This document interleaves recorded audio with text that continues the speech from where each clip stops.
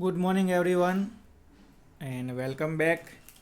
Mechanical engineering અને civil એન્જિનિયરિંગની અંદર આપણો જે સબ્જેક્ટ છે બેઝિક એન્જિનિયરિંગ ડ્રોઈંગમાં, એમાં ગઈકાલે આપણે વાત કરી હતી કે તમારે કયા કયા ડ્રોઈંગના ઇન્સ્ટ્રુમેન્ટ લેવાના છે, કયા કયા સાધનો લેવાના છે. સાધનો તમે લઈ લીધા હશે. હવે આપણે સ્ટાર્ટ કરીએ છીએ ચેપ્ટર નંબર 4, જેનું નામ છે જીઓમેટ્રિક કન્સ્ટ્રક્શન. મતલબ હવે આપણે જે ડ્રોઈંગની અંદર જીઓમેટ્રિક શેપ ક્રિએટ થાય છે એને આપણે ટેકનિકલી સાધનની મદદથી બનાવવાના છે. ઓકે, એકદમ સિમ્પલ છે, સહેજ પણ ગભરાવાની જરૂર નથી.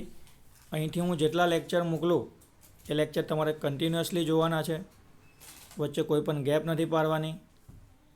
મારી જે યુટ્યુબ ચેનલ છે ત્યાંથી તમને લેક્ચર મળતા રહેશે ટાઈમ ટુ ટાઈમ, બરાબર છે. ખાસ આખો લેક્ચર જુઓ શાંતિથી, અને હું જે બોલું છું, હું જે ઇન્સ્ટ્રક્શન આપું છું એ ફોલો કરો, બરાબર છે. આજે શરૂઆત કરીએ છીએ એકદમ સિમ્પલ પ્રોબ્લેમથી. ચેપ્ટરનું સ્ટાર્ટિંગ છે. આપણે શું કીધું છે તો કે એક નાનો એવો પ્રોબ્લેમ આપ્યો છે જે આપણે ડ્રોઈંગ કરીને સોલ્વ કરવાનો છે. તો અહીંયા તમે ધ્યાન આપજો. પ્રોબ્લેમ નંબર 3, પ્રોબ્લેમ નંબર 3 ઇંગ્લિશમાં છે, ગભરાવાની જરૂર નથી. બધું હું તમને ગુજરાતીમાં સમજાવીશ, અને જે લોકોને ઇંગ્લિશ ભાવે છે એ લોકો અહીંયા વાંચશે તો પણ એ લોકોને ખ્યાલ આવશે. અને બાકી જે હું ઇન્સ્ટ્રક્શન આપું છું એ તમારે સાંભળવાની. તો શું કહે છે પ્રોબ્લેમ નંબર 3ની અંદર? ધ્યાન તમારું હોય અહીંયા ડિસ્પ્લે પર હોવું જોઈએ. ટુ ડિવાઈડ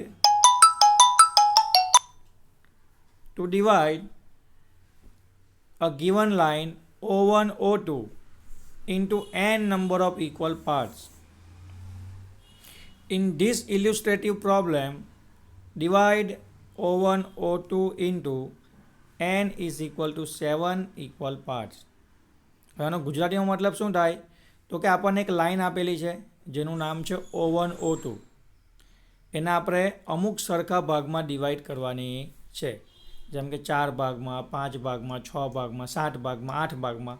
ઓકે, તો એ જે ભાગ જેટલા ભાગ પાડવાના છે ને એને લોકોએ નંબર આપ્યા છે n.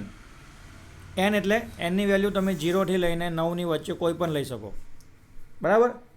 0થી લઈને ઇન્ફાઇનાઇટ સુધી તમે કોઈ પણ ભાગમાં લાઇનને ડિવાઈડ કરી શકો. અહીંયા આપણને જે પ્રોબ્લેમ આપ્યો છે એમાં આપણે જે લાઇન O1 O2 છે ને એને 7 સરખા ભાગમાં ડિવાઈડ કરવાની છે. કેટલા ભાગમાં? 7 ઇક્વલ પાર્ટ્સ, એટલે કે 7 સરખા ભાગમાં આપણે લાઇનને ડિવાઈડ કરવાની છે. તો અહીંયા આપણને nની વેલ્યુ કેટલી આપી દીધી? 7. nનો મતલબ શું થાય? લાઇનને જેટલા ભાગમાં ડિવાઈડ કરવાની છે એની વેલ્યુ. ક્લિયર છે? હવે ધ્યાનથી તમે સાંભળજો, બરાબર. આના માટે આપણે છે ને કોરી સ્લાઇડ લઈ લઈએ સમજવા માટે. શું કીધું છે આપણને અહીંયા તો કે આપણી પાસે એક લાઇન છે. ઓકે, લાઇન કઈ છે? O1 O2. આપણને લાઇનનું માપ હજી આપ્યું નથી. કોઈ પણ તમને જે મન થાય ને એ માપની લાઇન દોરવાની. તમને જે મન થાય એ માપની લાઇન દોરવાની. નામ આપી દેવાનું એને. એક છેડાનું નામ આપવાનું O1 અને બીજા છેડાનું નામ આપી દેવાનું O2. હવે આ જે લાઇન છે ને એને આપણે કેટલા ભાગમાં ડિવાઈડ કરવાની છે તો કે ભાગ n ઇઝ ઇક્વલ ટુ કેટલા પેલા છે? 7. એટલે આ જે લાઇન છે ને આપણે એને 7 સરખા ભાગમાં ડિવાઈડ કરવાની છે. અત્યાર સુધી તમે ટેકનિક શું ભણીને આવ્યા? અત્યાર લગી તમે સ્કૂલમાં ટેકનિક એવી ભણ્યા કે આ જો લાઈન O1 O2, આ જો લાઈન O1 O2 હોય એનું માપ જો 7 સેન્ટીમીટર હોય તો તમે આની ઉપર ફૂટપટ્ટી મૂકીને 1 સેન્ટીમીટરના ભાગ પાડીને આ લાઈનને 7 ભાગમાં ડિવાઈડ કરી દો, બરાબર છે. અથવા તો આ લાઈનનું માપ 14 સેન્ટીમીટર હોય તો તમે 2 સેન્ટીમીટરના ભાગ પાડીને 7 ભાગ ડિવાઈડ કરી દો. પણ આવું ક્યારે પોસિબલ હોય? આવું શક્ય ક્યારે છે? જ્યારે તમને લાઈન O1 O2નું માપ, જ્યારે તમને લાઈન O1 O2નું માપ ખબર હોય ત્યારે તમે એના સરખા ભાગ પાડી શકો છો. ફૂટપટ્ટીના માપથી અથવા ફૂટપટ્ટીથી માપીને તમે સરખા ભાગમાં ડિવાઈડ કરી શકો છો. પણ અહીંયા તો આપણને કંઈ જ કીધું નથી. ખાલી આપણને શું કહી દીધું તો કે ભાઈ કોઈ એક લાઇન છે O1 O2, તમારે પણ એ લાઇન વગર માપે ફૂટપટ્ટી મૂકવાની અને સીધી પેન્સિલથી લાઇન દોરી દેવાની. કોઈ પણ માપ લેવાની જરૂર નથી. તો તો કોઈ પણ એક માપ વગરની એટલે કે ડાયમેન્શન વગરની લાઈન આપણને O1 O2 આપી છે, એના આપણે 7 સરખા ભાગમાં ડિવાઈડ કરવાની છે. કેટલા સરખા ભાગમાં ડિવાઈડ કરવાની છે આપણે એને? તો કે 7 સરખા ભાગમાં ડિવાઈડ કરવાની છે. બરાબર. તો એ આપણે કેવી રીતના કરીશું? તો જો થોડુંક તમને નવું જાણવા મળ્યું કે નહીં? અત્યાર સુધી તમે લાઈનનું માપ જાણતા હતા અને તમે એને સરખા ભાગમાં ડિવાઈડ એટલે કે સરખા ભાગમાં વહેંચી દેતા હતા. પણ હવે એન્જિનિયરિંગની અંદર કન્સેપ્ટ કઈ અલગ આવ્યો? લાઈન આપી છે પણ લાઈનનું માપ નથી આપ્યું, છતાં પણ તમારે એને સરખા ભાગમાં વહેંચવાની છે. અત્યારે એક્ઝામ્પલ તરીકે આપણે કેટલા સરખા ભાગ લીધા છે? 7 સરખા ભાગ લીધા છે, 7. તો જો પ્રોબ્લેમ ડ્રો કેવી રીતના કરીશું? તો સૌથી પહેલાં તમારે ફૂટપટ્ટી લેવાની, પેન્સિલ લેવાની અને શું કરવાનું? તો કે પેજના સેન્ટરમાં એક રેન્ડમલી એટલે કે કોઈ પણ માપ વગર એક લાઈન O1 O2 દોરી દેવાની. બરાબર. જો હું ફૂટપટ્ટી નથી દોરતો, મારી પાસે કેવું છે કે હું લેપટોપમાં કે મોબાઈલમાં કે કોમ્પ્યુટરમાં હાથથી દોરું છું, એટલે કે ટૂલથી દોરું છું, કર્સરથી. તો મારી સીધી લાઈન નહીં આવશે, તમારી ફૂટપટ્ટી પેન્સિલથી સીધી લાઈન આવશે. બરાબર. બધી. તો મેં એક લાઈન દોરી દીધી કોઈ પણ માપ વગરની, મારી પાસે કોઈ માપ નથી, મને મન થયું એટલા માપની મેં O1 O2 લાઈન દોરી દીધી. હવે આ લાઈનને મારે માપને એટલે કે માપ વગરની લાઈનને O1 O2ને 7 સરખા ભાગમાં ડિવાઈડ કરવું છે. તો એની ટેકનિક શું છે? તો કે સૌથી પહેલાં તમે સ્કેચબુકની અંદર કોઈ પણ માપ વગરની લાઈન O1 O2 દોરી દીધી. બરાબર. હવે તમારી પાસે જે કોણ માપક છે ને, કોણ માપક છે તમારી પાસે, તમે જે સેટ સ્ક્વેર લાવ્યો એમાં કોણ માપક હશે. તે કોણ માપકનું સેન્ટર છે ને આટલે મૂકવાનું, O1 ઉપર. ક્યાં મૂકવાનું? O1 ઉપર. એટલે તમારું સેટ સ્ક્વેર આ રીતનું મુકાશે. સેટ સ્ક્વેરમાં જે તમારું કોણ માપક છે આ રીતનું મુકાશે. બરાબર છે. તમારે આ બાજુ જમણી તરફથી 30 ડિગ્રીનો ખૂણો લઈ લેવાનો. કેટલા ડિગ્રીનો ખૂણો લઈ લેવાનો?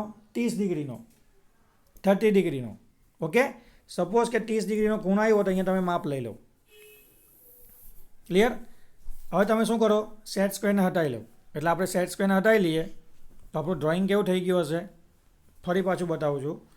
સેટ સ્ક્વેરને હટાવી લીધા પછી આપણી પાસે કેટલી વસ્તુ તૈયાર હશે વિદ્યાર્થીઓ?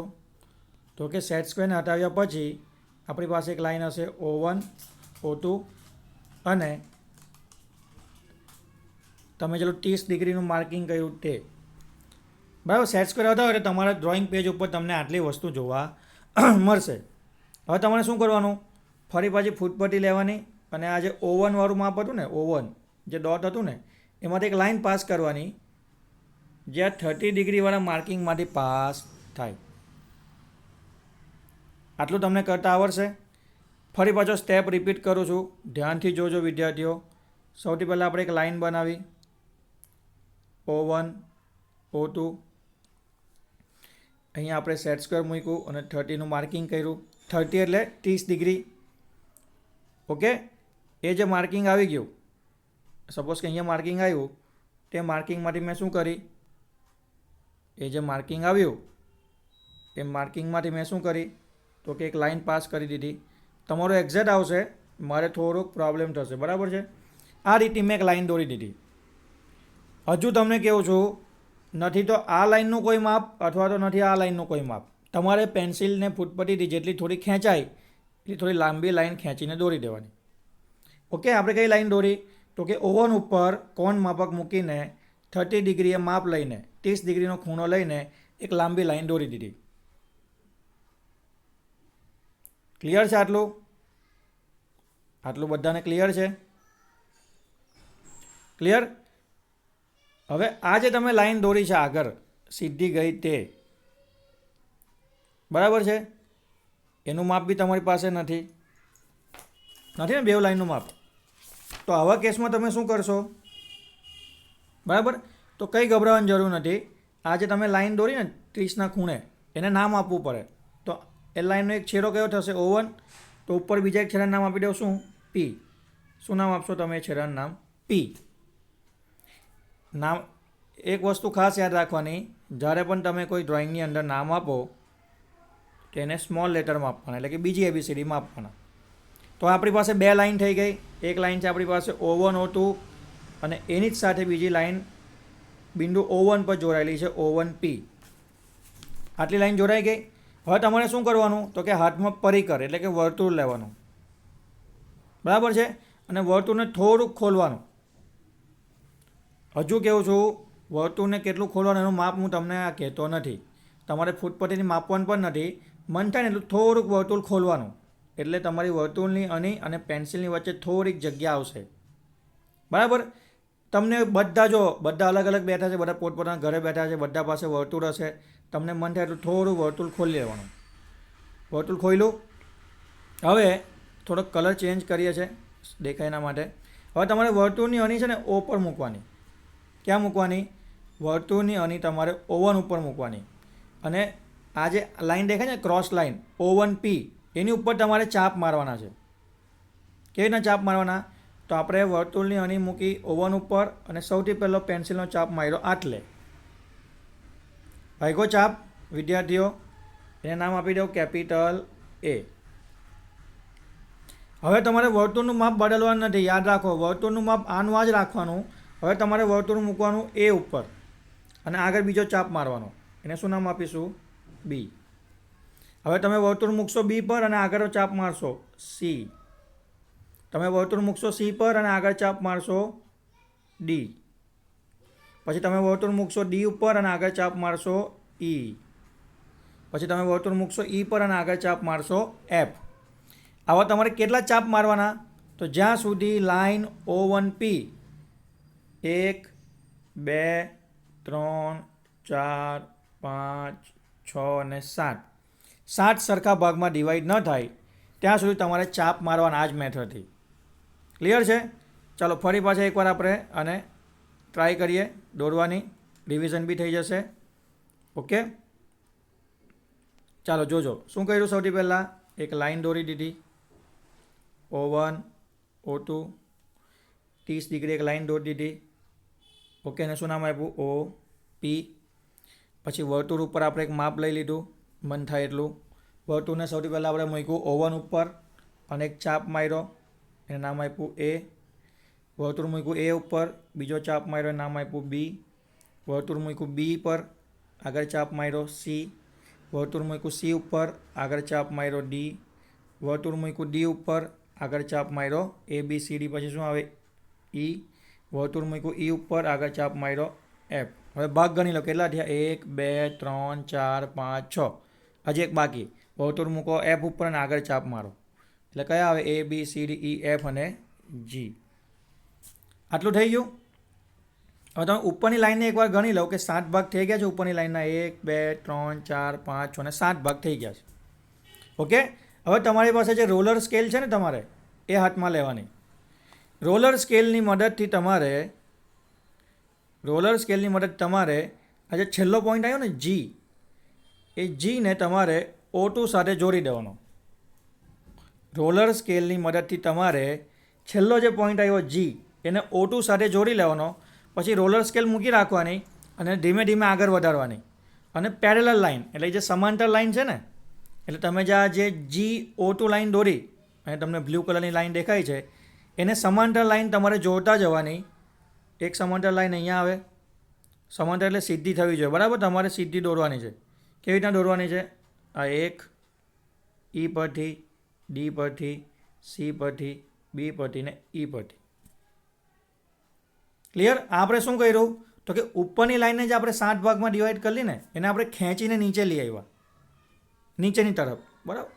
એરો બતાવી દેવું છું એટલે તમને ખ્યાલ આવી જાય કે તમારે નીચેની તરફ શું કરવાનું છે? લાઈનને ખેંચવાની છે. હવે તમે જે લાઈન નીચે ખેંચીને લઈ આવ્યા ને, તો એ વાળી લાઈન ખેંચીને 1 નંબર આપો, B વાળીને 2 આપો, C વાળીને 3 આપો, D વાળીને 4, E વાળીને 5, F વાળીને 6 અને છેલ્લું 7.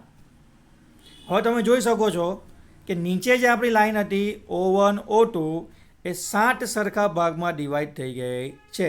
7 ઇક્વલ પાર્ટ્સની અંદર ડિવાઈડ થઈ ગઈ. પ્રોબ્લેમ સોલ્વ છે ને? કેટલું સિમ્પલ. ક્લિયર છે? એકદમ સિમ્પલ પ્રોબ્લેમ છે, સોલ્વ થઈ ગયો. બરાબર છે. મેં તમને 3 વખત આખી પ્રોસેસ રિપીટ કરીને બતાવી છે, તો હવે તમને આ પ્રોબ્લેમ સોલ્વ કરતાં આવડી જવો જોઈએ. ક્લિયર છે? તો આખો પ્રોબ્લેમ તમારો સોલ્વ થઈ ગયો છે. આનો સ્ક્રીનશોટ છે એ પણ આપણે શેર કરી દઈશું. બરાબર છે. તો આ શું થઈ ગયો તો કે લાઇન O1 O2ને આપણે 7 સરખા ભાગની અંદર ડિવાઈડ કરી દીધી. બરાબર છે. સ્ક્રીનશોટ સાથે લેક્ચર આવી જશે. તમે લેક્ચર જોજો અને ખ્યાલ ના આવે તો સ્ક્રીનશોટ પણ જોઈ લેજો. ક્લિયર છે. હવે તમારે શું કરવાનું છે તો કે હવે તમારે ઘરે હોમવર્કમાં આ પ્રોબ્લેમ સોલ્વ થઈ જાય પછી પ્રેક્ટિસ કરવાની છે. લાઇનનું નામ હું તમને ફરી પાછો આપું છું. તમારે એક લાઇન લેવાની છે O1 O2 કોઈ પણ માપની, તમને જે મન થાય એ માપની. એને n ઇઝ ઇક્વલ ટુ કેટલા ભાગમાં ડિવાઈડ કરવાની છે તો કે n ઇઝ ઇક્વલ ટુ 6. આ તમારે એક હોમવર્ક કરવાનું છે, ઘરે પ્રેક્ટિસ કરવાની છે. લાઇન O1 O2ને 6 સરખા ભાગમાં ડિવાઈડ કરવાની છે. આ થઈ જાય પછી આ તમે પ્રેક્ટિસ કરી લો ત્યાર પછી બીજો એક પ્રોબ્લેમ તમારે પાછો જાતે સોલ્વ કરવાનો છે હોમવર્કમાં. એમાં તમારે line O1 O2ને n is equal to કેટલા લઈ લઈએ 9 લઈ લઈએ. ચાલો 9 ઇક્વલ પાર્ટ્સમાં ડિવાઈડ કરવાની છે. એટલે તમારે બીજો હોમવર્કનો પ્રોબ્લેમ છે એમાં લાઇન O1 O2 નવેસરથી દોરવાની અને એના 9 સરખા ભાગ કરવાના. ક્લિયર છે. તો એક મેં તમને પ્રોબ્લેમ સોલ્વ કરાવ્યો અને બાકીના 2 પ્રોબ્લેમ તમને હોમવર્કમાં આપ્યા છે એ તમારે ખાસ સોલ્વ કરવાના. એટલે અહીંયા આપણો સાદો સિમ્પલ અને નાનકડો એક્ઝામમાં જે 5 માર્ક્સમાં પૂછાય છે એ પ્રોબ્લેમ સોલ્વ થઈ જશે. ક્લિયર છે. તો અહીંયા સુધી રાખીએ છીએ આજના લેક્ચરમાં. મળીશું આવતીકાલે. Thank you.